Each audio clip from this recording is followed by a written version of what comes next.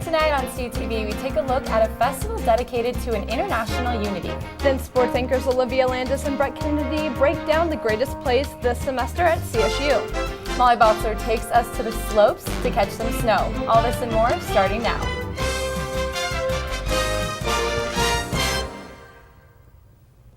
Thank you for tuning in this evening, Fort Collins and CSU. I'm Bailey Lakey. And I'm Kay Bennett. Early this morning, a rollover crash on I-25 left 1 dead and 2 uninjured. The crash happened south of the Wyoming border and involved a pickup truck and a semi-truck. It is believed that the crash occurred because of the snow that fell this morning. Drivers are warned to slow down during snow, especially early in the morning when the ground is cold. In another road incident, US 85 closed Tuesday evening and this morning due to an officer-involved shooting. Adams County Sheriff's Department stated multiple agencies were involved in a hot pursuit with an armed driver. The driver was announced dead at the scene and has not been identified as of yet. A professor who taught at the University of Minnesota and Gallaudet University joined Colorado State this semester, finally giving the American Sign Language Department a native speaker, or should we say signer. A trailblazer in the classroom and a family man outside of it. My daughter, she's 5. She's climbing. She could outclimb me. I'm scared for her. Franco Corpix was born into a deaf family, and without the ability to hear, he immediately learned sign language and became immersed in deaf culture. So I know that ASL itself is really cherished. It's core for the culture of the deaf people. It also has a second core element, DEVIA, which stands for Deaf View Image Art. You know, you could see it and be amazed, but I'd see it and I'm inspired. I understand exactly what it means because my experience is related to that artwork. His colleague says that the word disability is not in their vocabulary. You have brown hair and I have brown eyes. Your height. Deafness is just a human characteristic, and they absolutely do not consider, culturally deaf people absolutely do not consider themselves disabled. And Corpix believes that the word handicapped is all about perception. It's environmental. And so, you know, if all deaf people and there's one hearing, who's handicapped? The hearing person, not the deaf people, because we're in our groups. One thing is for sure, in this silent classroom, CSU students are picking up the language. He does a really good job of signing slower when we need to and faster to meet other people's needs. And his passion for sign language has always led him back to the classroom. I really enjoy the classroom as teaching as well because, you know, the students are really, you know, see them and see their eyes light up, you know, as they understand, and the light bulb comes on as they acquire a language, and that's just so fulfilling for me as well. If you're interested in taking Franco's class next semester, the code is LSGN 201. It is on Mondays, Wednesdays, and Fridays from 1 to 1:50.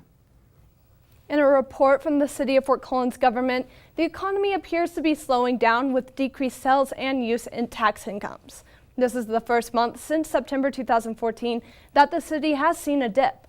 However, some skeptics assert that the numbers don't point to a financial trend. Tax revenue should increase as the holidays approach. In U+2 news, ASCSU is working closely with Nicole Law Offices to draft a legal initiative to create a petition.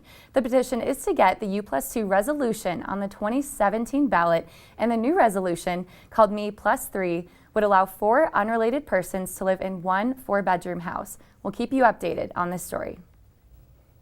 Every year, the CSU Office of International Programs hosts the largest international event in the northern Colorado area, the World Unity Fair. Recently, they celebrated the 62nd annual festival.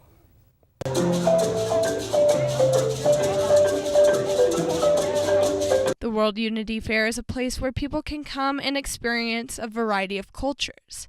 This year, the event united over 20 different culture and nationality groups from both the CSU and Fort Collins community. This is a very easy way to come and find out about other cultures, to hear other music, to learn about other types of dancing, and just to understand what life might be like for someone else living here in Fort Collins. Guests were able to travel around the world and visit different cultural booths. Each booth offered different types of food, provided educational information, and fun activities. People were also able to enjoy beautiful music and dance and shop at the International Bazaar. It's been cool seeing like all the different clothing and outfits because like you don't see that on a normal day around CSU. So yeah, just all the smells, everything smells so good. The Office of International Programs has a history of partnering with the Fort Collins International Center. Each year, FCIC hosts the International Bazaar at the fair to raise funds that will help welcome and support international students and their families. Fort Collins International Center is a local nonprofit that's been working with CSU since the 1950s, and their entire purpose is to help make international students and scholars feel welcome, not only at CSU but in the community. At the end of the day, each culture has their differences. The Unity Fair allows students and community members to recognize these differences, but also celebrate their similarities. What I like about this event as a whole is it seems like it gather the world, in one place, and so you can see many things. Like some culture have, my culture share some similar culture, like to Thailand or to Vietnam, but we also learn the difference, among our cultures as well. So that's the beauty. So you see the sameness and the difference in things.